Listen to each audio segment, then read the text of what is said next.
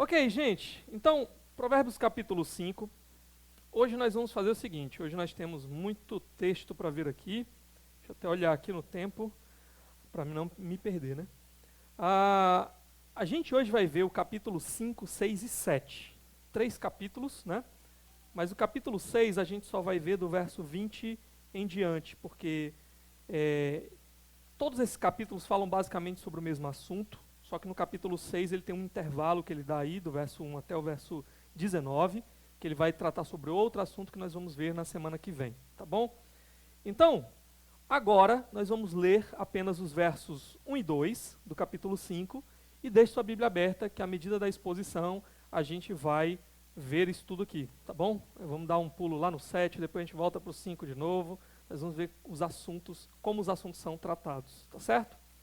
Então vamos lá, vamos ler capítulo 5 de Provérbios, versículo 1 e 2. Diz assim a palavra de Deus: Meu filho, dê atenção à minha sabedoria, incline os ouvidos para perceber o meu discernimento, assim você manterá o bom senso e os seus lábios guardarão o conhecimento. Até aqui, vamos orar nesse momento. Ó Deus, te louvamos pela tua palavra que nós temos aqui diante de nós. A tua palavra, Senhor Deus, ela opera com poder, ó Deus, e ela pode transformar a nossa vida. Eu te peço, Senhor, que o teu Espírito Santo essa noite use cada uma das verdades que vão ser proferidas aqui para impactar o nosso coração, a nossa mente e assim transformar a nossa vida, para nos capacitar a resistir às tentações, para arrancar, ó Deus, aquilo que precisa ser arrancado da nossa vida, do nosso coração, da nossa mente. Abençoe a cada um dos irmãos que entraram aqui, que eles saiam daqui essa noite instruídos por Ti mesmo, ó Deus. É a oração que eu faço em nome de Jesus. Amém. Ok, meus irmãos, hoje eu quero falar sobre o tema a loucura da imoralidade, porque é sobre isso que o nosso texto vai tratar. O que eu quero falar, que eu quero que vocês entendam pelo termo imoralidade? Esse termo muitas vezes ele é utilizado num sentido mais amplo, sentido mais geral. Para falar do quê? Para falar sobre qualquer questão sexual que seja realizada, desejada, concebida fora do contexto em que Deus criou para que o sexo seja realizado, que é o casamento. Então, todo tipo de desejo, todo tipo de atitudes, vontades no campo sexual que não sejam realizadas dentro do contexto do casamento, seguindo os princípios de Deus para o casamento, para a família, tudo isso que está fora é o que nós chamamos de imoralidade, ok? Então, por exemplo, imoralidade vai desde palavras, gracejos, de ordem sexual, que banalizam o sexo, ou que falam de questões sexuais distorcidas. Isso daí é imoralidade. Paulo vai falar sobre isso em Efésios capítulo 5, por exemplo. Diz que não deve sair da nossa boca nada nesse sentido. Mas também atitudes que distorcem a relação sexual, como, por exemplo, a fornicação, que é o sexo antes do casamento. É imoralidade por quê? Porque o sexo foi criado por Deus para ser desfrutado, é algo bom, é algo belo, é algo prazeroso, Deus mesmo que criou, mas para ser desfrutado entre duas pessoas que entram em aliança, o marido e a esposa que entram em aliança, um compromisso, um pacto profundo de compromisso até a morte, né? Então, a fornicação é o sexo antes do casamento, está fora do padrão de Deus, por isso é imoralidade. Outra coisa, o adultério, né? Então você já está casado com alguém, está em aliança com alguém, mas você quebra essa aliança através de uma relação sexual fora do casamento. Isso também é imoralidade. Há muitos outros tipos, né, de imoralidade. Nossa cultura não cansa de inventar tipos de imoralidade.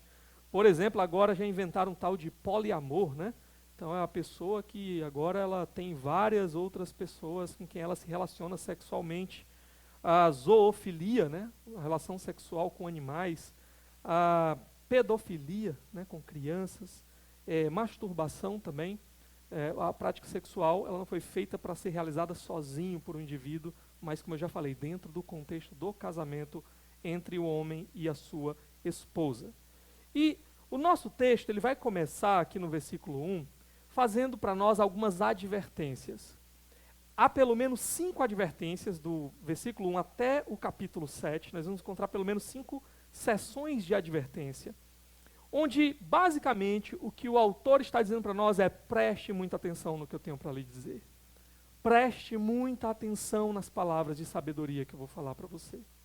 Então ele começa aí, a primeira sessão, capítulo 5, versos 1 e 2. Meu filho, dê atenção, preste atenção à minha sabedoria.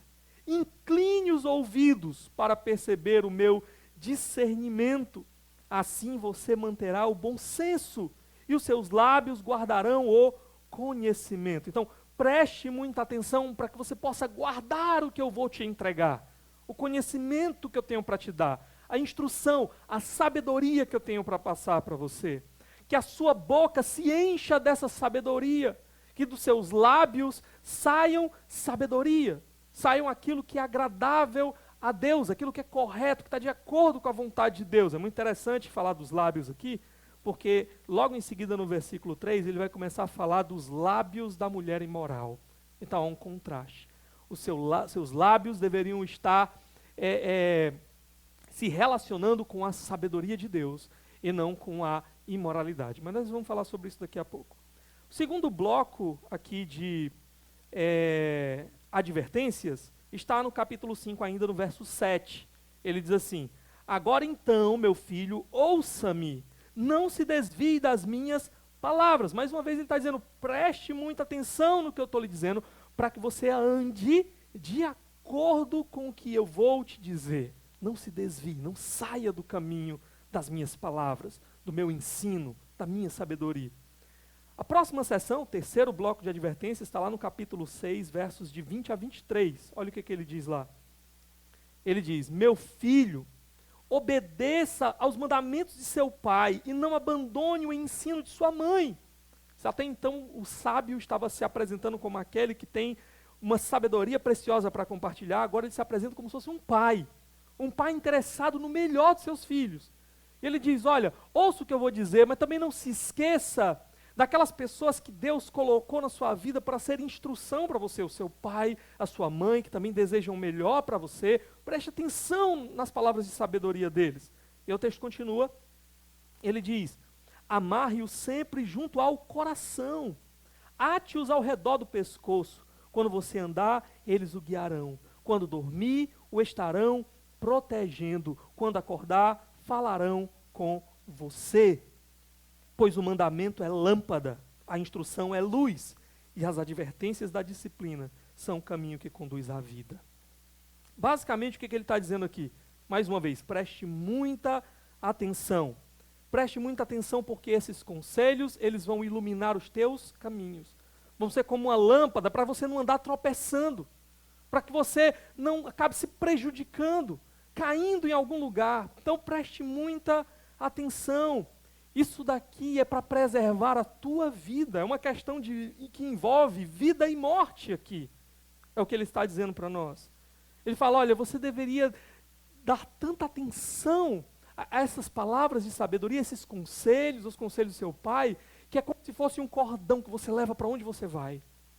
É como se fosse algo que você amarrou dentro do seu próprio coração e dali ninguém tira. Está sempre junto de você para te proteger. Esses conselhos, essas palavras de sabedoria são para proteger você. E aí, ele fala também, próximo bloco, o quarto bloco de advertências, está no capítulo 7, versos de 1 a 4. Ele diz assim: meu filho, obedeça as minhas palavras, e no íntimo guarde os meus mandamentos. Obedeça aos meus mandamentos e você terá a vida. Guarde os meus ensinos como a menina dos seus olhos. Amarre-os aos dedos, escreva-os na tábua do seu coração.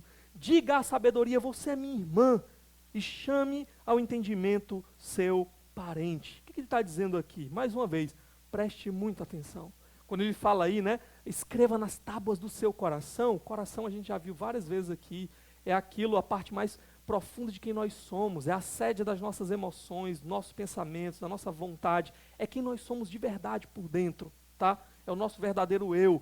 Então é como se ele dissesse assim, olha, se comprometa com isso, que seja parte do seu caráter, aquilo que eu vou ensinar aqui para vocês.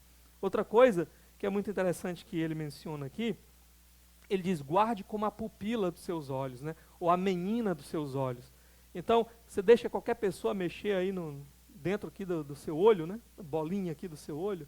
Não, por quê? Porque a pupila, ela é sensível, ela é preciosa, a gente tem muito cuidado, né?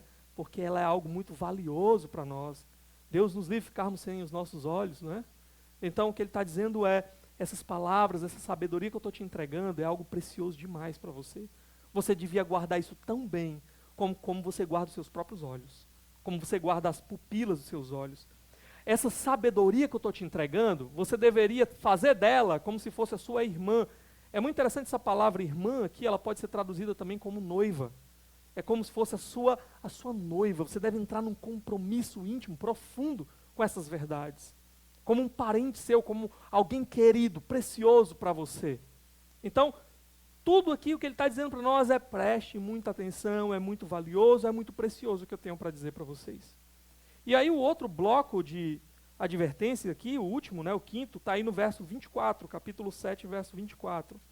Ele vai dizer assim, então, meu filho, ouça-me, dê atenção às minhas palavras.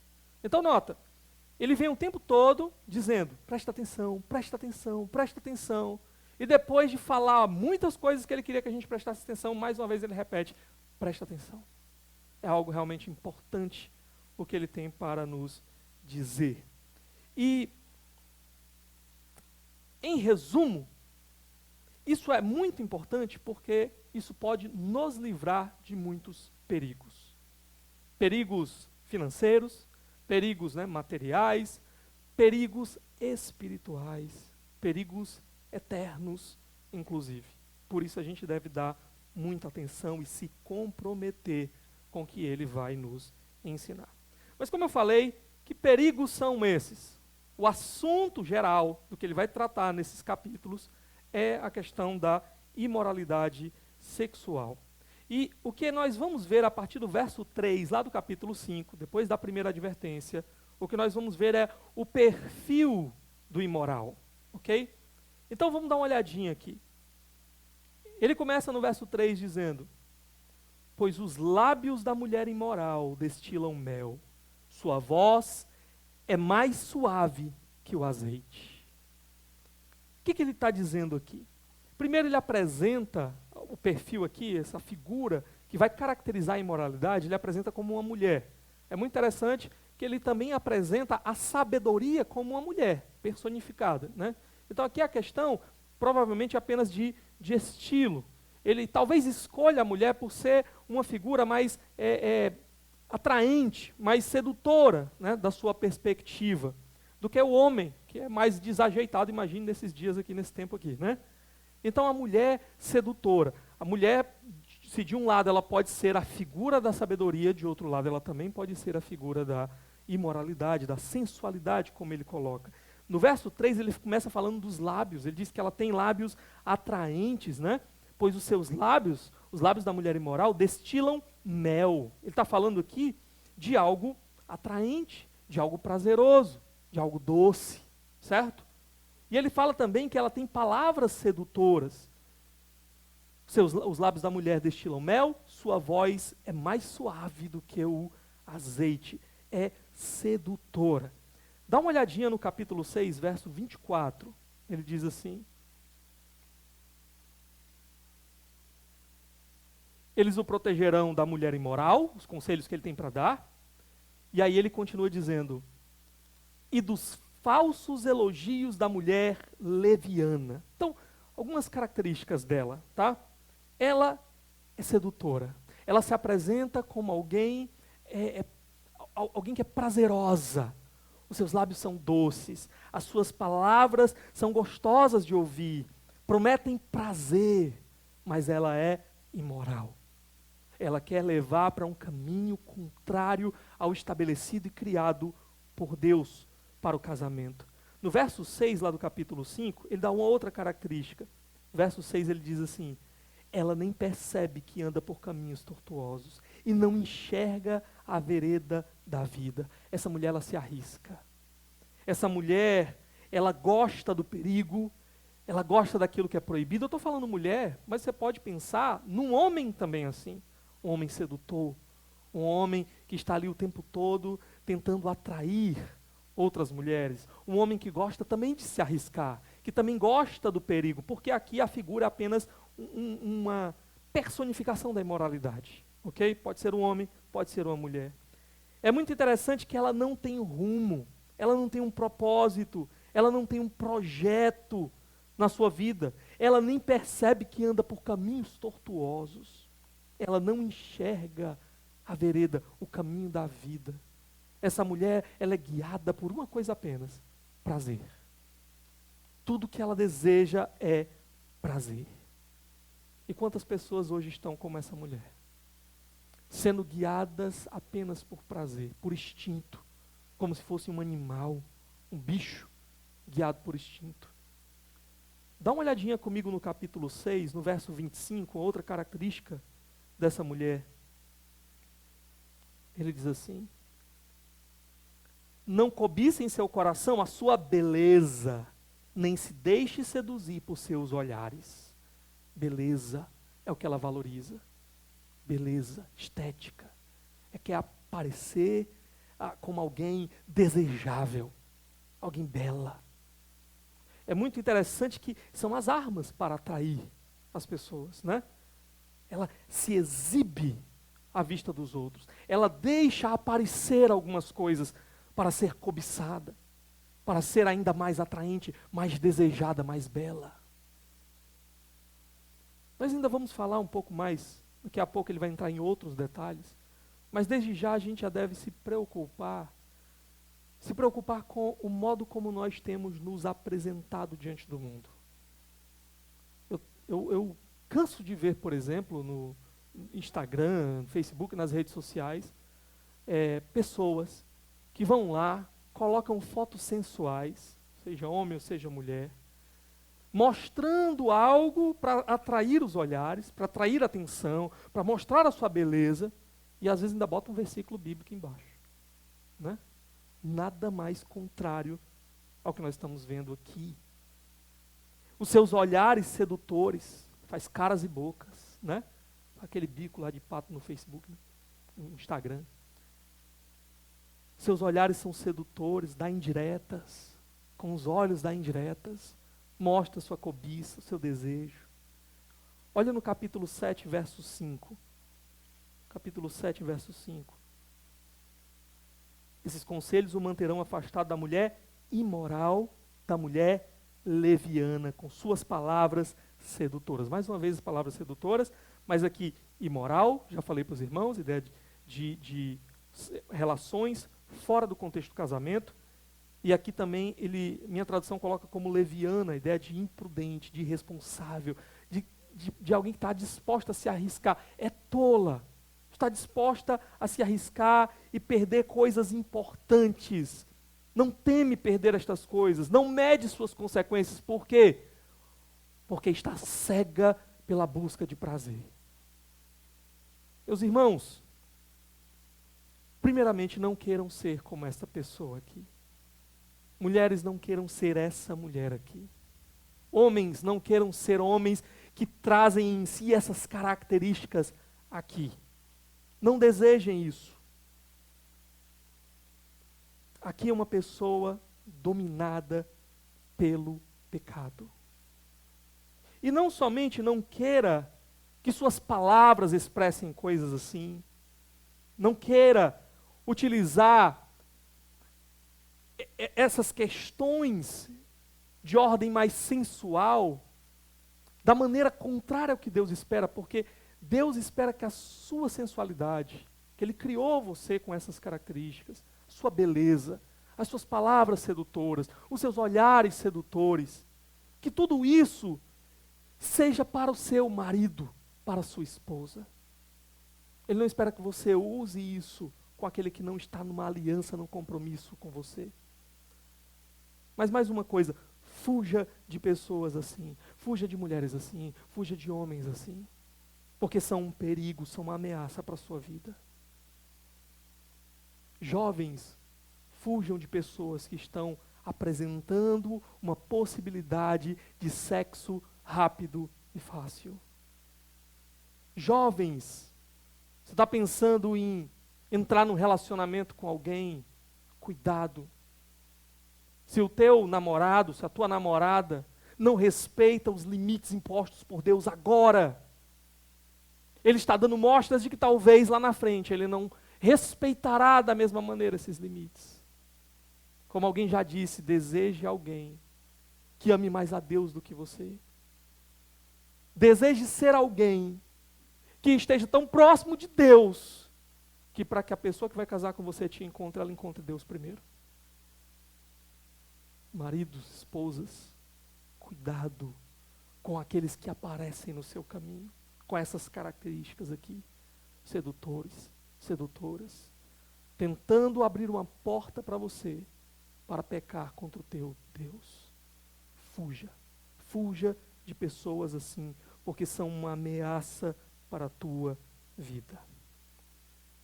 Então, ele começa descrevendo aqui algumas características do imoral. Mas depois ele vai apresentar essa mulher imoral, a pessoa imoral, ela se colocando em prática. Como ela age? Ele vai dar uma ilustração aqui para nós no capítulo 7, nos versos de 6 a 23. Dá uma olhada. Ele começa dizendo: da janela da minha casa, olhei através da grade e vi entre os inexperientes, no meio dos jovens, um rapaz sem juízo. Olha como é que ele descreve, né? A pessoa que se envolve com essa mulher, que cai na lábia dessa mulher, ou a mulher que cai na lábia de um homem assim, de um homem imoral. Inexperiente, tolo, sem juízo aqui, alguém tolo, alguém louco, alguém que perdeu o juízo, alguém que está incapacitado de julgar, que está se deixando levar apenas pelos instintos sexuais e não por sua mente, e não pela razão. É louco, louco. O mundo acha que, na verdade, se você é um homem e se deixa atrair, e se deixa levar, e entra em relação com um monte de mulheres, aí você é um garanhão, né? Você é o cara. Mas Deus olha para esse tipo de homem aqui, Deus olha para esse tipo de mulher aqui, e diz: louco, tolo, sem juízo. Verso 8 e 9, ele diz: ele vinha pela rua, próximo à esquina de certa mulher, andando em direção à casa dela. Era crepúsculo, estava escurecendo.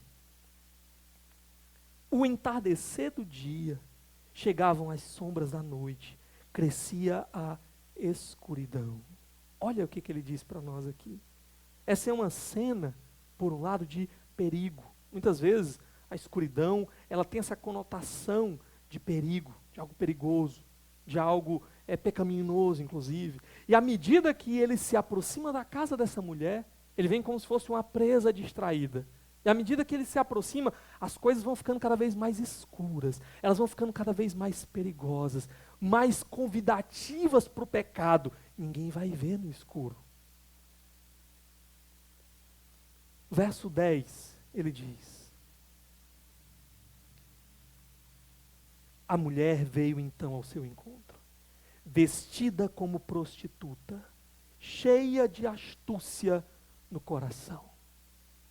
Olha como ele descreve, né? Ele entra aqui na questão das roupas da mulher. Ela se veste como uma mulher indecente. Ela se veste como uma mulher, uma prostituta. Uma mulher estrangeira, alguém que não faz parte do povo de Deus. Alguém que está se vestindo de uma maneira contrária a como as mulheres de Deus deveriam se vestir.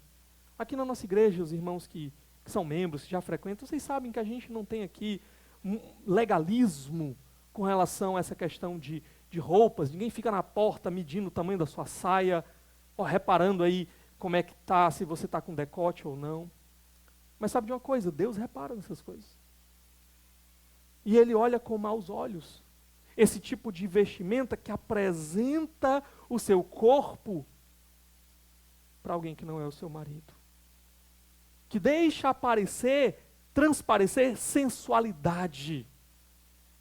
Sensualidade essa que deveria ser guardada para o leito conjugal.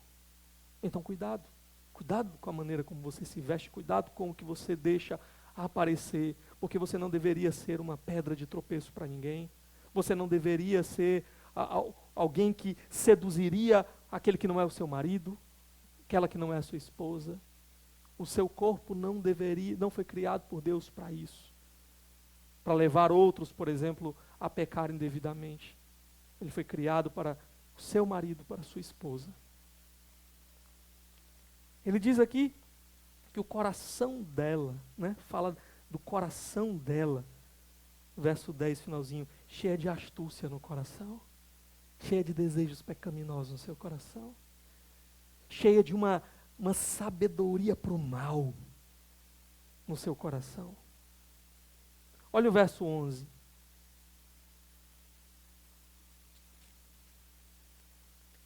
Ela é espalhafatosa e provocadora. Seus pés nunca param em casa. O que ele está querendo dizer com isso? Ela é uma mulher ousada. Ela é atrevida. Ela gosta de ser vista. Ela gosta de chamar atenção. Atenção, principalmente, né, dentro do contexto que a gente viu, pelos seus atributos físicos, por exemplo. Espalhafatosa. Ela é inquieta. Ela não para em casa, ela está o tempo todo andando de um lado para o outro. Aqui a figura, irmãos, parece muito de um animal no cio. Governado por instintos, como a gente já tem falado aqui. Sem paz, perturbada. Olha o verso 12.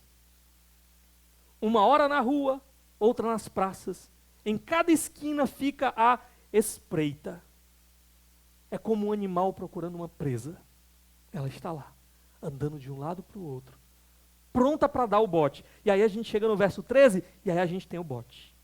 Ela agarrou o rapaz, beijou e lhe disse descaradamente. Nota como eu falei que ela é ousada. Ela é atirada. Ela chega no rapaz e ela já o beija. Ela já o agarra. O texto continua. E ela diz assim, né? Ela disse descaradamente. Tenho em casa a carne dos sacrifícios de comunhão, que hoje fiz para cumprir os meus votos. Opa, o que é isso aqui? Contextualizando para os nossos dias, essa mulher vai na igreja. Não é? Ela é imoral, ela está sendo controlada pelo sexo, ela está pronta para pecar, ela está caçando alguém que não é o seu marido, mas ela também foi lá no templo. Ela foi lá oferecer o seu sacrifício. Era parte do culto judaico. E o sacrifício, a pessoa que oferecia, ela podia trazer também uma parte para casa. E ela chega para esse homem, e o que ela está dizendo para esse homem é o seguinte: olha, eu ofereci sacrifício hoje, tem comida lá em casa. Vamos lá para casa, que a mesa já está posta.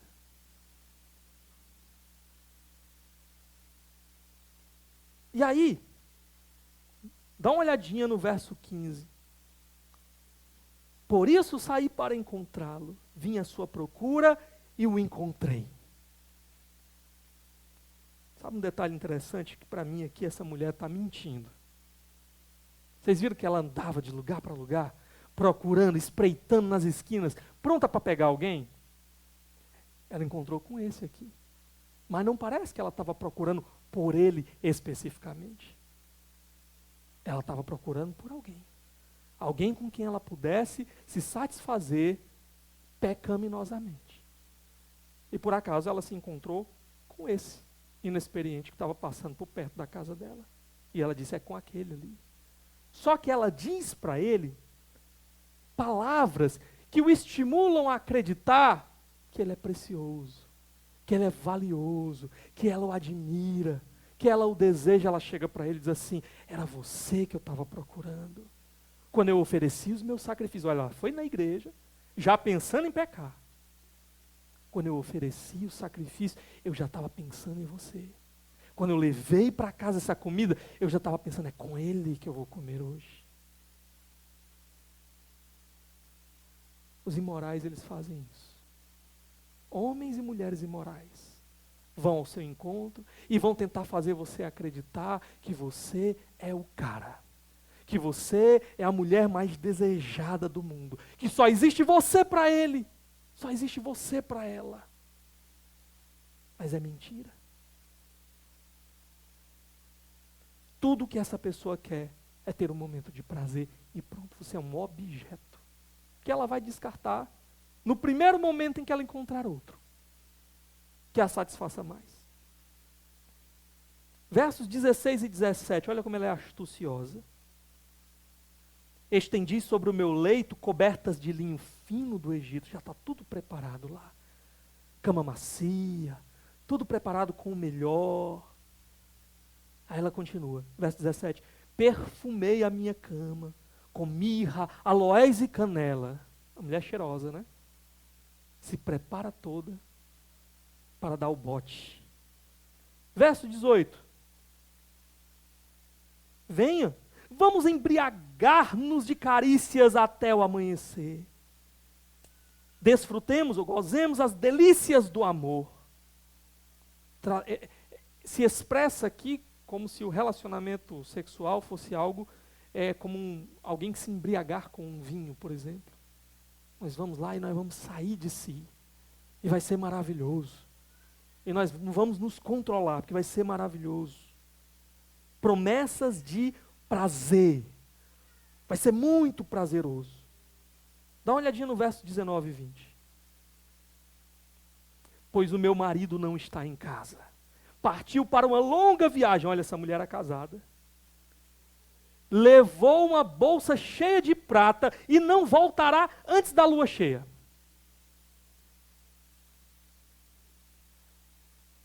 Basicamente, o que ela está prometendo aqui?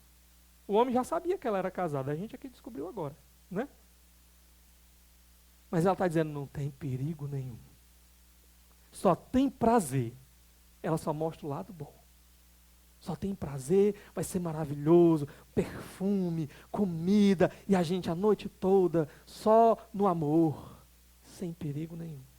Meu marido viajou. Parece a figura de um comerciante antigo, levava lá suas moedas, não era bem moeda, né? Mas era um tipo de prata, tamanhos diferentes, para comercializar, trocar ali, vender seus produtos. Ela disse, ele foi com a bolsa cheia de demorar para voltar. Nós vamos ter a noite toda.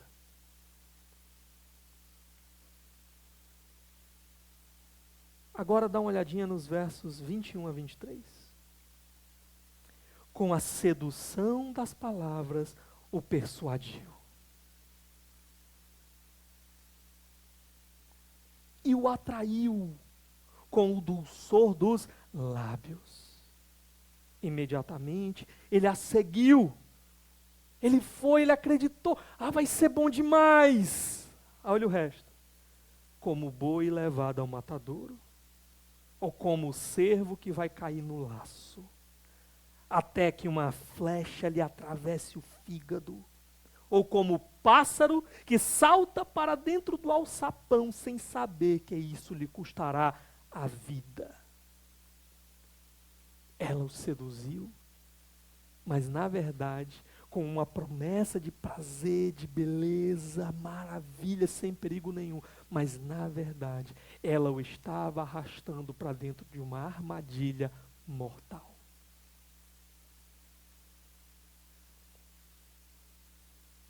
É assim que o imoral age. É assim que aquele que é arrastado pelos seus prazeres sexuais age. Ele está em busca de uma presa. E ele só vai apresentar as coisas boas, as coisas maravilhosas, os prazeres. Perigo nenhum. Mas vamos olhar aqui as consequências. Dá uma olhadinha comigo no capítulo 5, verso 4. O pecado, ele promete alegria, ele promete prazer, mas ele esconde de você que há consequências. O pecado sempre traz consequências. Capítulo 5, verso 4. Olha o que ele diz. Mas no final é amarga como fel. Ele tinha dito, os lábios da mulher imoral destilam mel, no verso 3, não é? Mas no 4, mas no final é amarga como fel, afiada como espada de dois gumes. Aquilo que parecia doce no primeiro momento, aquilo que parecia muito desejável, prazeroso, maravilhoso, no final vai amargar a sua vida, de uma maneira que você jamais imaginou. Quando eu leio assim sobre coisas amargas, eu só me lembro quando eu era menino e minha mãe ou minhas tias me davam aquele óleo de copaíba. Vocês já tomaram isso daí? Quem aqui já tomou? Só a Vitória e eu. O restante vocês são privilegiados, vocês não sabiam. Aquele negócio dizia que era para curar lá a dor de garganta, sei lá, alguma coisa assim. Meu irmão, eu preferia ficar com a dor de garganta.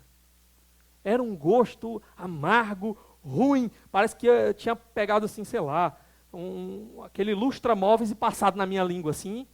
Aí passava uns 3 dias com aquele gosto na boca, arrotando aquele negócio o dia todinho. Não importa o que eu comesse, o gosto era do óleo da copaíba. Pronto, pois você vai para essa mulher achando que é algo maravilhoso, algo doce, os lábios dela. E no final vai ficar amargando a sua vida. E mais, parecia que era tão suave, tão prazeroso, tão macio, tão maravilhoso. Mas no final é como uma espada de 2 gumes. É a arma mortal utilizada na batalha. Ela corta de qualquer lado. Algo pontiagudo, algo cortante, algo que vai te machucar e vai te ferir. Promete prazer, promete doçura, mas no final só tem amargor e vai machucar, vai ferir você. O verso 5 ele continua dizendo, os seus pés descem para a morte, os seus passos conduzem diretamente para a sepultura. Ela, com a sua imoralidade, está sendo arrastada, puxada para dentro da cova, para dentro da morte. E se você estiver agarrado com ela, é para lá que você vai também. Ela vai te arrastar para a morte. Talvez alguém se relacione com uma mulher assim durante um bom tempo. Abandone aquela mulher, não conserte sua vida, continue sendo arrastado pelos seus instintos sexuais, mas viva uma vida longa. Mas deixa eu lhe dizer uma coisa. Morte aqui não é só morte física, não. Não é que você vai ter um relacionamento com ela hoje e amanhã você vai cair duro, não. Morte aqui tem relacionamento também com como é que está a sua vida com Deus. Vida espiritual. Ela vai secar a tua alma. Sabe Adão e Eva? Quando eles pecaram, o que Deus disse? No dia que você comer, você vai morrer.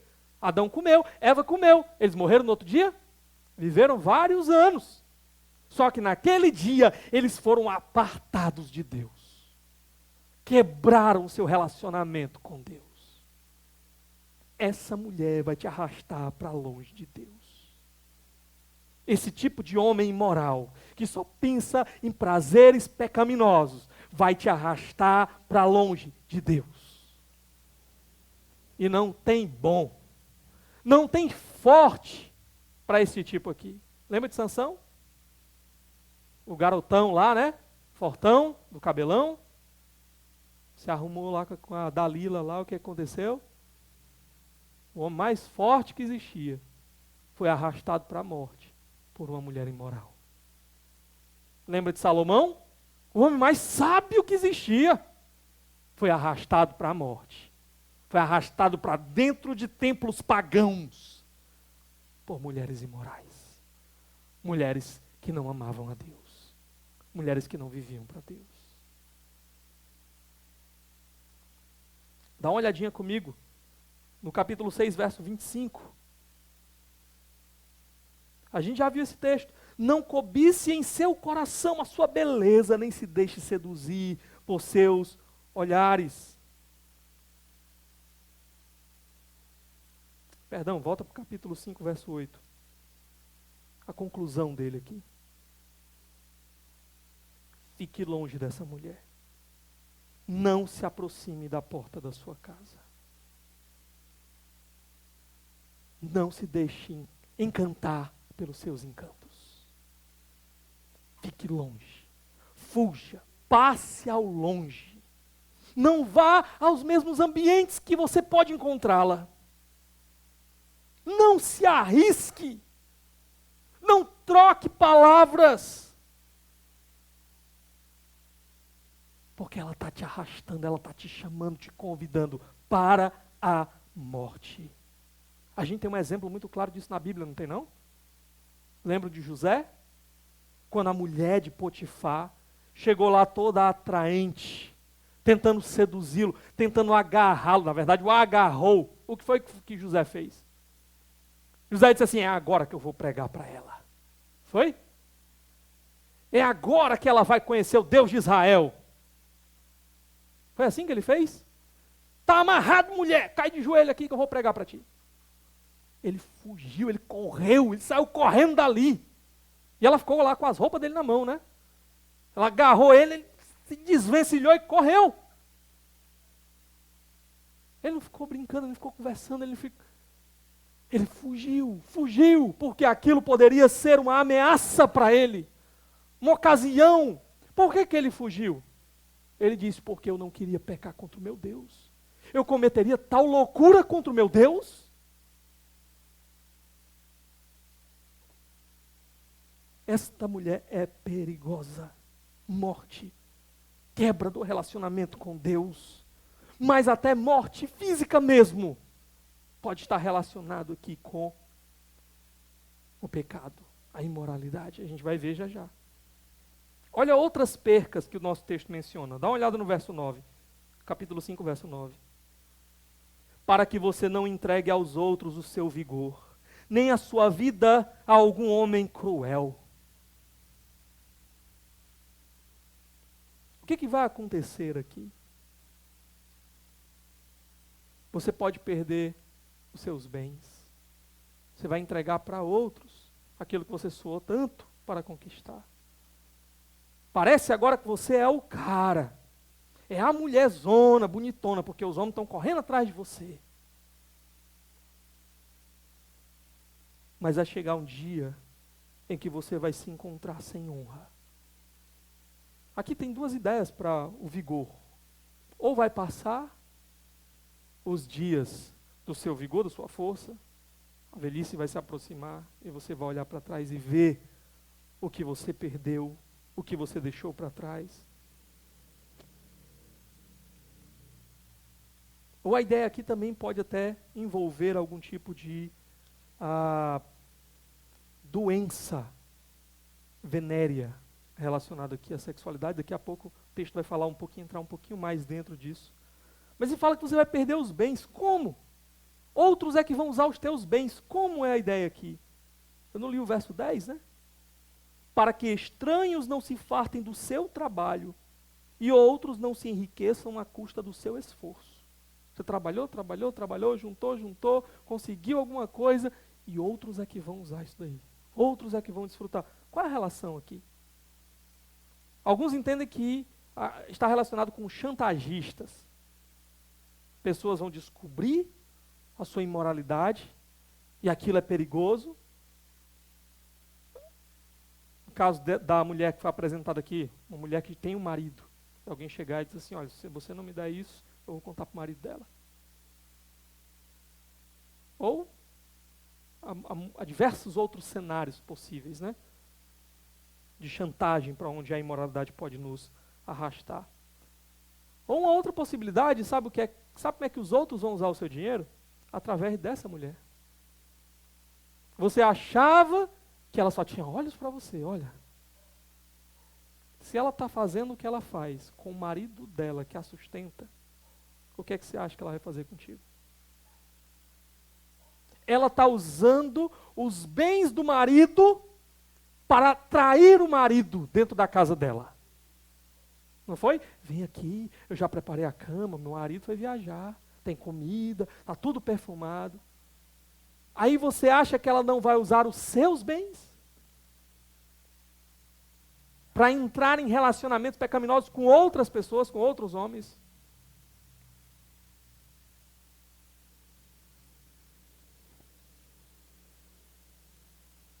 É muito interessante que a figura aqui é de que no final das contas você vai perceber que o teu pecado te transformou numa piada.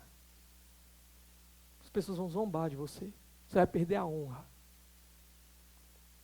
Porque algumas das coisas que você pode perder são o quê, além dos seus bens? Seu casamento, sua família, seus filhos. E aí, você achava que era o cara que estava fazendo e acontecendo. De repente, você está lá sem esposa, sem filhos, sem a sua casa, perdeu, tendo que pagar a pensão para outro, né? E aí a sua esposa está lá tentando refazer a vida, encontra outra pessoa. Aí ela que está desfrutando, agora com o novo marido, de tudo aquilo que você tinha conquistado. E até dos teus filhos, é o outro que está criando. Agora, olha o verso 11. No final da vida você gemerá com sua carne e seu corpo desgastados. A nova versão transformadora, ela fala que você vai gemer aqui com doenças venéreas, fruto disso daqui. Irmãos, quando eu leio esse texto, eu me lembro muito de um amigo, que estudou comigo, inclusive, no seminário. Ele era viúvo, e hoje ele está enterrado no cemitério de Itaitinga. Fui para o velório dele. Esse homem tinha uma mente assim, muito brilhante, ele tinha capítulos inteiros da Bíblia decorados. Mas de repente, ele era viúvo, e de repente ele se envolveu com uma mulher assim. A mulher casada, eu não sei o que ela viu naquele homem, que ele era feio demais, eu também não conheço a mulher, não vi ela. Mas eu sei que ele se envolveu com essa mulher e fugiu para Itaitinga, eu nem sabia. Eu não tinha notícia dele. Eu fui descobrir que ele estava em Itaitinga quando ele morreu. Que aí um pastor amigo meu que conhecia ele, passou lá em casa e a gente foi para o velório. Olha o que aconteceu. Aquele homem se envolveu com aquela mulher, teve 2 filhos com ela, e então começou a derrocada. Uma doença, eu não sei bem o que era, começou a corroer a sua força. Ele que era todo durão, forte, assim, a Aline conhece, né? Quando eu olhei para ele no caixão, não reconheci. E então, ele passou por cirurgias e tudo mais, mas ele estava tão debilitado que ele não conseguia mais andar direito. Sabe o que foi que a mulher fez? Chamou o ex-marido de volta para dentro da casa. Morava agora ela, o ex-marido e ele. E aí, de vez em quando, o ex-marido ia lá, dava uns murros nele, maltratava ele, e a gente sem saber de nada. Por causa daquele pecado, ele teve sua vida, ele terminou a sua vida numa situação totalmente destruidora, totalmente terrível. E disse que ele falava para os filhos dele, né? Esse pastor visitava ele, disse que no final da vida ele tinha se arrependido de tudo que tinha feito. Ele disse que ele, quando os filhos dele começavam a desobedecer, ele dizia: filhos, obedeçam, sejam obedientes, porque o seu pai está hoje aqui nessa situação porque não obedeceu a Deus. Porque não deu ouvidos às palavras de sabedoria. O quão literal essas verdades aqui podem ser. Olha os versos 12 a 14. Você dirá: como odiei a disciplina, como meu coração rejeitou a repreensão, não ouvi os meus mestres, nem escutei os que me ensinavam, cheguei à beira da ruína completa, à vista de toda a comunidade. Vai chegar o dia que talvez seja tarde demais, e só vai sobrar vergonha e ruína. Vai ser uma piada diante da comunidade. Uma vergonha, sem nada, destruído, porque não ouviu a palavra de Deus. porque não deu ouvidos às advertências do Senhor.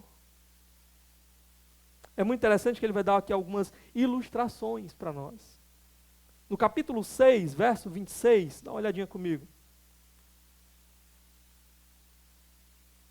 Ele diz assim: pois o preço de uma prostituta é um pedaço de pão, mas a adúltera sai à caça de vidas preciosas. A minha tradução está dizendo que o preço da prostituta é um pedaço de pão, mas uma outra maneira de interpretar esse texto aqui é que no final, por causa da prostituição, você vai estar pedindo pão. O que me parece mais compreensível, porque o preço de uma prostituta não era só um pedaço de pão.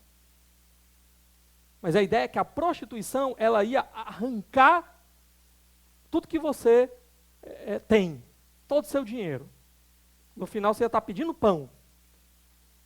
A prostituição ia levar à pobreza. A ideia é essa aqui. Só que o ponto do texto é que há consequências terríveis na prostituição. No final das contas, você pode estar lá mendigando pão, certo? Mas se relacionar com a mulher adúltera é pior do que isso. Por quê? Porque ela sai à caça de vidas. Você pode perder todo o seu dinheiro com a prostituta, mas com a adúltera, no adultério, é algo tão terrível que você pode perder a própria vida. Dá uma olhadinha aqui, os versos 27 a 29. 6, 27 a 29. Pode alguém colocar fogo no peito sem queimar a roupa? Pode alguém andar sobre brasas sem queimar os pés? Assim acontece com quem se deita com a mulher alheia. Ninguém que a toque ficará sem castigo. Qual é a ideia aqui? Botar fogo no peito sem queimar a roupa? A ideia é você andar... Lembra, a lâmpada naqueles dias era uma lâmpada com fogo, né? Não era com pilha. E a ideia é você pegar uma lâmpada e botar aqui bem pertinho do peito e sair andando com ela. O que vai acontecer? Vai queimar a tua roupa. A ideia também aqui das brasas não é você passar correndo, né? Tem gente que faz isso, né? A ideia é você caminhar em cima de um monte de brasa. Você pode caminhar sem se queimar? Ele diz, do mesmo jeito que há consequências, se você for imprudente a esse ponto de querer botar fogo aqui em cima da sua roupa, você vai se queimar. Se você quiser andar por cima de fogo, você vai queimar os pés. Da mesma forma, ele diz, aquele que tocar naquela que não é a sua esposa, vai colher consequências drásticas, ruins. Castigo. Há castigo e há dano reservado para aquele que quer se envolver nesse tipo de imoralidade. Olha os versos 30 a 35. Outra ilustração que ele nos dá. O ladrão não é desprezado. Se faminto, rouba para matar a fome. Contudo, se for pego, deverá pagar 7 vezes o que roubou, embora isso lhe custe tudo o que tem em casa. Ele está falando, um ladrão que rouba por causa que ele está com fome, ele pode até ter uma desculpa para dar. Mas isso não significa que ele não vai colher consequências. Ele roubou?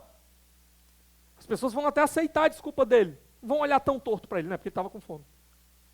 Mas ele vai ter que pagar pelo que ele roubou. E às vezes ele vai perder tudo que ele tinha. O restinho de coisa que ele podia ter, ele vai perder por causa daquele roubo que ele fez. Agora o texto continua. Mas o homem que comete adultério não tem juízo, é louco. Todo aquele que assim procede a si mesmo se destrói. Você está causando a tua ruína. Sofrerá ferimentos e vergonha, e a sua humilhação jamais se apagará. Pois o ciúme desperta a fúria do marido, que não terá misericórdia quando se vingar, não aceitará nenhuma compensação, os melhores presentes não o acalmarão. O que ele está dizendo aí? O homem que comete adultério é um louco. O ladrão lá, ele pode perder tudo que ele tem. Ele tem a desculpa, e ainda assim ele pode ficar sem nada.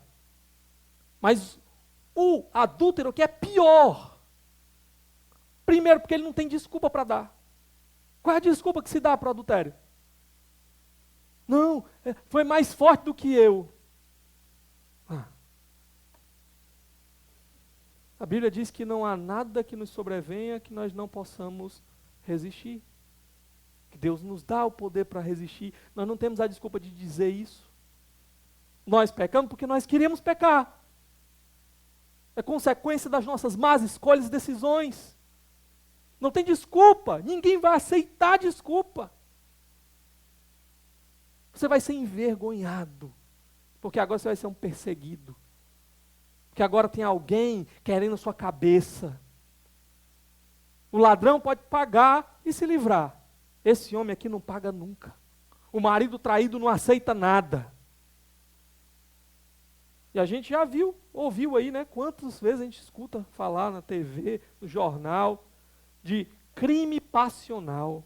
Pessoas matando outras por causa de relacionamentos amorosos indevidos. O pecado aqui, irmãos, é uma armadilha. Olha, verso 20, capítulo 5, verso 20.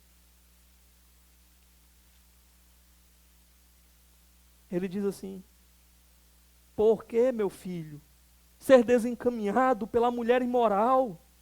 Por que abraçar o seio de uma leviana, de uma imprudente, de uma irresponsável? Por quê? Olha o verso 22. As maldades do ímpio o prendem, ele se torna prisioneiro das cordas do seu pecado. O pecado é uma armadilha de morte. Olha o verso 23. Certamente morrerá por falta de disciplina, andará cambaleando por causa da sua insensatez, porque não ouviu as advertências, não ouviu o Senhor. Agora o pior, olha o verso 21. Ele foi um tolo, ele foi um louco. Mas olha o verso 21. O Senhor vê os caminhos do homem e examina todos os seus passos. A Nova Tradução na linguagem de hoje coloca que Deus vê e sabe de tudo. Por que é o pior? Porque se Deus está dizendo para você, você quer andar na imoralidade? Você quer se entregar aos prazeres sexuais desgovernados, contrários à minha vontade? Eu que sei de tudo, que conheço tudo, que vejo tudo, eu já estou te dizendo que no final há ruína e há destruição. E o Senhor não mente. O Senhor sabe. Você pode esconder de todo mundo a vida toda, mas não esconde do Senhor. E há um juízo reservado para o final. Há um preço a pagar amargo no final. O Senhor está dizendo isso para quê? Para que você acorde e fuja. E feche os olhos e tampe os ouvidos para aquilo que não é do Senhor e fuja.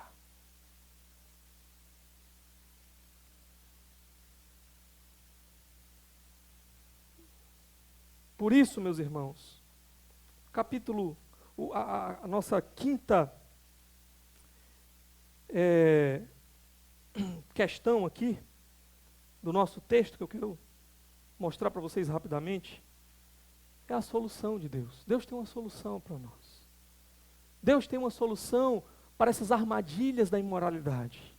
Deus tem uma solução para os apelos dessa sexualidade distorcida. Deus tem um caminho de prazer, Deus tem um caminho de pureza para nós. E qual é a solução de Deus? Olha comigo aí, no capítulo 5, verso 15.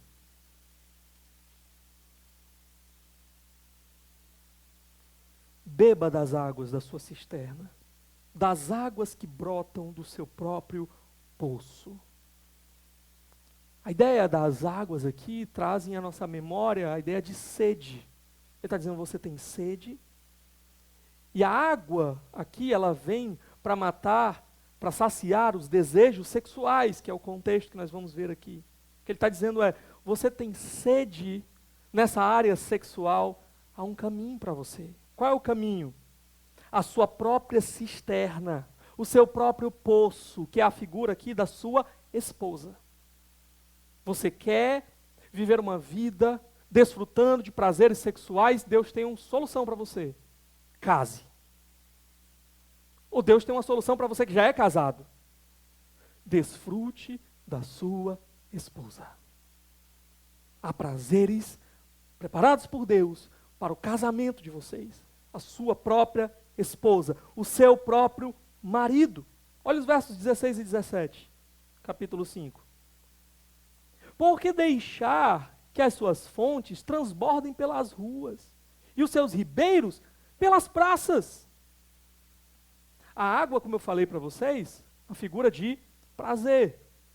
Talvez aqui o que ele esteja dizendo é: esses prazeres não são para ser compartilhados com os outros fora da sua casa, pelas ruas, pelas praças. Eles são para ser desfrutados só pelo casal. Mas há uma outra possibilidade aqui, que é, se você começa a negligenciar a sua cisterna, o seu poço, a sua esposa, sabe o que pode acontecer? É que a água dela venha a transbordar. Os desejos dela venham a transbordar. E ela acabe caindo no laço do sedutor. Daqueles que estão nas ruas, daqueles que estão nas praças. Verso 18, ele diz: seja bendita a sua fonte, alegre-se com a esposa da sua juventude. É com a mulher que você escolheu casar, naquele dia que você deve encontrar o seu prazer, a sua plena satisfação, matar a sua sede. É com ela, com a mulher que você escolheu casar. É muito interessante essa expressão, a mulher da sua mocidade, porque lembra, é com aquela que você fez uma aliança, que você fez um pacto, que um dia vocês se uniram nesse compromisso do casamento diante de Deus e diante das testemunhas. Mas também tem um outro ponto. Você hoje está onde você está e tudo foi construído ao lado daquela mulher da sua juventude. Foi ela que esteve ao seu lado, foi ela que esteve te apoiando, foi ela que esteve te auxiliando. E agora você quer desfrutar, usar aquilo que vocês construíram juntos com outros. Quebrar a aliança, trair aquela pessoa que te ajudou a chegar onde você está. Verso 19. Gazela amorosa, corça graciosa, que os seios da sua esposa sempre o fartem de prazer e sempre o embriaguem os carinhos dela. Que a tua satisfação se encontre na tua esposa, a tua família. Sabe, talvez você tenha chegado a um ponto no seu relacionamento em que vocês foram deixando as coisas acontecerem, e tudo foi se tornando comum, e tudo foi se tornando banal, e você começou a olhar para outros lugares, e você começou a imaginar que havia alegria em outros lugares, prazeres em outros lugares. Aquela mulher esteve ao teu lado, construindo a vida junto com você, mas chegou um momento em que você começou a fazer comparações injustas com aquela que sempre esteve ao teu lado. E começou a pensar que podia trilhar um outro caminho. O Senhor está te falando, restaura lá, volta lá, se alegra de novo lá, investe novamente, e você vai descobrir que há alegria ainda, que há prazer ainda, preparado pelo Senhor, porque foi ali, esse foi o cenário, esse foi o ambiente criado por Ele, para que você pudesse matar a sua sede. É ali, em nenhum outro lugar você vai encontrar a bênção do Senhor. Em nenhum outro lugar você pode encontrar um prazer de uma noite, um prazer momentâneo, mas isso vai se transformar em ruína para você, em miséria para você, em perca para você, em destruição para a sua vida. Porque é isso que o Senhor está alertando o tempo todo. Volta para casa, cuida da cisterna, volta para lá e busca encontrar de novo a alegria e o prazer que Deus tem. Restaurar o que precisa ser restaurado. Maridos e esposas, às vezes um fica colocando o outro em perigo nessa área, perigos na área sexual. Por quê? Porque Paulo vai falar lá em 1 Coríntios capítulo 7, dizendo que os dois, eles devem manter os seus deveres conjugais, que um não deve passar muito tempo, não, muito menos sem o consentimento do outro. Para quê? para que o diabo não encontre lugar ali para entrar no relacionamento dos dois. Então, você tem sede? Você está casado? Há um manancial para você dentro da sua própria casa. Você não está casado? Aguarde no Senhor, confie no Senhor, se prepare para estabelecer uma nova família e desfrutar desses prazeres aqui que Deus só preparou para o casamento. Fora do casamento, só há destruição. O que a gente aprende com tudo isso daqui? Primeiro, relacionamentos amorosos podem ser maravilhosos, podem ser cheios de carinho, carícias, prazeres, como a gente acabou de ver aqui, mas podem também ser muito perigosos, podem destruir a sua vida. Por isso, ouça conselhos, ouça a palavra de Deus, ouça a sabedoria do Senhor, busque ajuda, busque sabedoria, para você não se meter em encrencas, em caminhos de morte, em caminhos de destruição. Não siga só os seus instintos como um animal, porque você não é um animal. Se você não é casado ainda, ouça o seu pai e a sua mãe. Se eles que desejam o seu bem mais do que tudo, estão enxergando algum problema com a pessoa que você está querendo casar, está querendo namorar, eles que querem o seu bem mais do que tudo, estão vendo que tem algum problema, escute com atenção. Busque pessoas que conhecem a palavra de Deus e que vão poder orientar você nessa escolha preciosa, difícil e importantíssima. Depois de andar com Cristo, a maior escolha que a gente faz é com quem nós vamos nos casar. Porque é um pacto que a gente faz para o resto da nossa vida. A sua carreira, você pode mudar amanhã, se você quiser.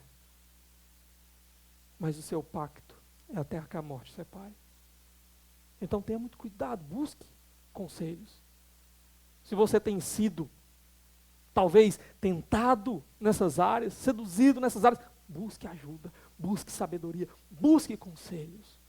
Mas não se entregue, porque é um caminho de destruição. Segunda coisa que a gente aprende é que a busca por prazer na imoralidade é loucura. Porque é Deus mesmo que dá esse veredito. Deus olha e diz, é louco, é insensato, é tolo. Deus mesmo faz esse juízo de valor. Sabe aquele amigo que às vezes está lá na piscina lá, né? Aí tem aquela brincadeira, vamos derrubar o fulano dentro da piscina, né? Aí ele chega assim na beirada e diz assim, me ajuda a sair daqui, da piscina. Aí você chega, não, tu vai me puxar, né? Ele diz, não, vou não. Diz, não, tu vai. Vou não, me ajuda aqui. Aí na hora que você dá a mão, ele puxa lá para dentro. Assim é o pecado. O pecado vai te oferecer um bocado de prazer. Vai dizer que é uma coisa maravilhosa. Venha para cá, você nem imagina o que tem preparado aqui. E quando você menos esperar, ele vai te puxar para dentro da lama, da imundície. Ele vai querer te afogar na imundície do pecado. Ele vai te afogar e pode destruir a tua vida. Ele pode trazer doenças para a sua vida, ele pode trazer morte para a sua vida, mas o principal, ele vai quebrar o teu relacionamento com Deus. Ele vai te levar para uma eternidade sem Deus. É para lá que ele quer te puxar. É para lá que ele quer te arrastar. É tão interessante que um pecado, ele começa se apresentando assim, pequeno. Mas um pecado aparentemente pequeno, ele está sempre ali para puxar para o maior. Para puxar para o maior. Até que ele te deforme por completo. Sabe esse pessoal que está aí envolvido com pedofilia, com tudo enquanto? Eles começaram como? Eles começaram consumindo pornografia, achando que não era nada demais. Não, mas eu estou só olhando, fazendo nada demais. Começou lá. Esses dias eu vi uma matéria, eu não cheguei a ver, mas lá dizia assim, descrevia, né?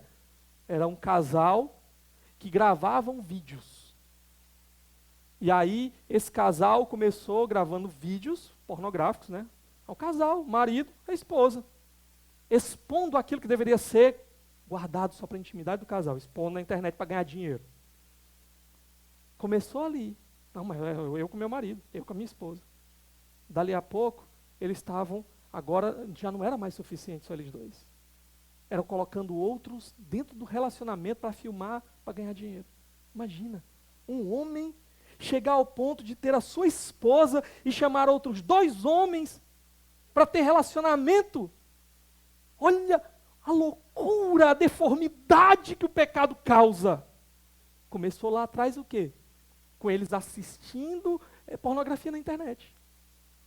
E terminou nesse lamaçal terrível, com a consciência cauterizada por causa do pecado. O pecado, ele quer sempre arrastar. E quem tem bom senso, quem tem juízo, olha para isso e diz assim: loucos, são uma piada de tão tolos que são e não se enxergam. É para aí que o pecado quer te arrastar. A gente está falando de uma questão aqui sexual, mas todo pecado quer te arrastar para a mesma lama. Para virar um tolo. Terceira coisa que a gente aprende: fuja de toda ocasião, possibilidade, seja real ou imaginária, de imoralidade. Realmente tem alguém querendo te seduzir, fuja. Mas se você só pensar na sua cabeça, olha, não aconteceu nada, não disse nada, mas eu acho que aquela pessoa ali está dando sinais para mim. Fuja. Fuja. Bloqueie no WhatsApp. Né? Fuja. Porque é mais importante. Pessoas te chamaram de louco, maluco, parou de falar comigo, não sei porquê. Mais importante é você se manter puro diante de Deus. Não abra as portas. Não dê brecha. Porque o diabo só quer um lugarzinho para entrar na tua vida e destruir tudo, e arruinar tudo. O pecado, ele mente. Mas a verdade é que há um dia de prestação de contas. O diabo te diz que não há perigo, só prazer.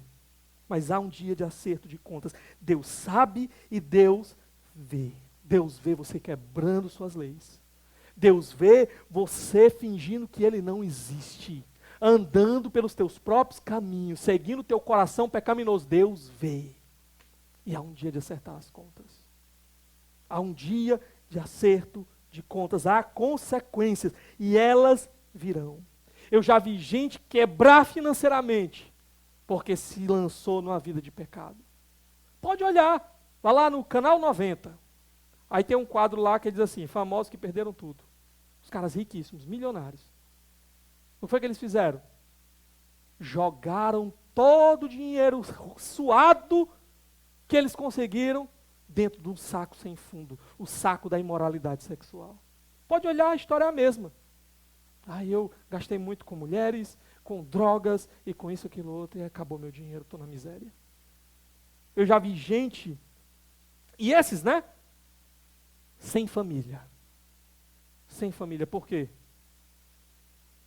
Porque preferiram os descaminhos da imoralidade sexual. E agora estavam lá, sem nada. Sem absolutamente ninguém. Eu já vi gente doente, pessoas nas drogas, como eu já falei, na depressão, longe da família, sem mais o convívio dos filhos, humilhados, uma piada diante do mundo, porque deram ouvidos aos conselhos da imoralidade e não aos conselhos do Senhor.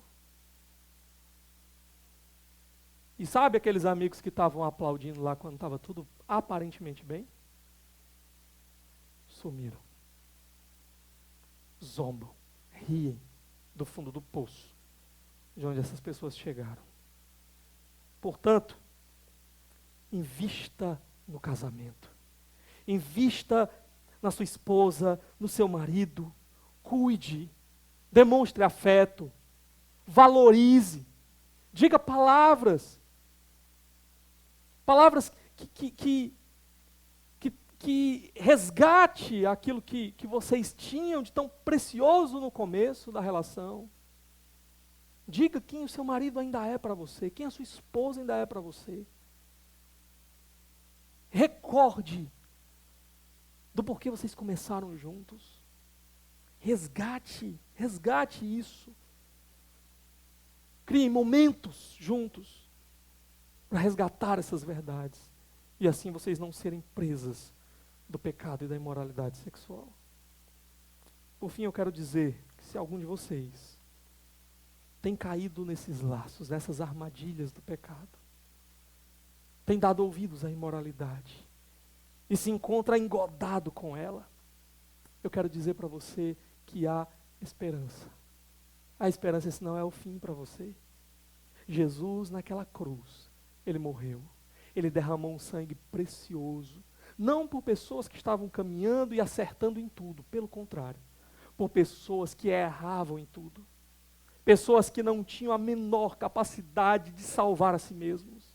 Pessoas indignas de comparecer na presença de Deus. Foi por esses que Jesus derramou seu sangue precioso. Mas Ele não derramou apenas para isso. Ele derramou para que elas não vivessem mais escravizadas ao pecado. Ele derramou para arrancar o perdido e levá-lo para junto do Pai, transformá-lo em filho. O sangue de Jesus, ele tem poder para te limpar e te purificar de toda impiedade, de toda injustiça. Basta que você clame a Ele. Basta que você se dobre diante dEle. Coloque seu coração diante dEle e diga: Pai, eu não quero mais ser quem eu era. Cristo, o Senhor morreu naquela cruz e eu creio que foi por mim. Foi para me limpar, para me purificar, portanto vem e me resgata, e me limpa, e me faz uma nova criatura, Espírito de Deus. Muda o meu coração, me dá uma nova vontade que seja só para Ti, só por Ti. O Senhor não despreza um coração quebrantado. O Senhor não despreza o clamor de alguém que deseja estar com Ele, que deseja viver com Ele, portanto não dê sossego ao seu coração.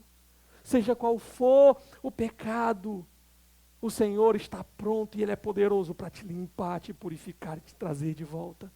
E te fazer um filho amado. E te guardar e segurar na tua mão até o final. Clame a Ele. Vamos orar nesse momento? Ó Deus, te louvamos pela tua palavra aqui, Senhor. E o que eu te peço é que o teu povo seja livre. Seja livre das armadilhas do pecado. Cuida do teu povo, Senhor. Guia o teu povo, Senhor Deus. Protege o teu povo, Senhor. Purifica o teu povo, Senhor. Porque o alto preço que o Senhor pagou naquela cruz, o sangue do teu Filho derramado, não foi para que nós vivêssemos mergulhados na lama do pecado, mas foi para que andássemos contigo em novidade de vida. Portanto, vem e opera essas realidades, Senhor. Opera no nosso meio. Que nós jamais usemos a nossa vida para trazer tristeza ao teu espírito, para manchar as roupas da tua noiva da igreja, Senhor. Que as nossas vidas sirvam tão somente para te alegrar, para glorificar, para testemunhar a esse mundo o que é que o Senhor pode fazer na vida de um pecador. Cuida de cada um aqui, Senhor, em nome de Jesus é que eu te peço. Amém.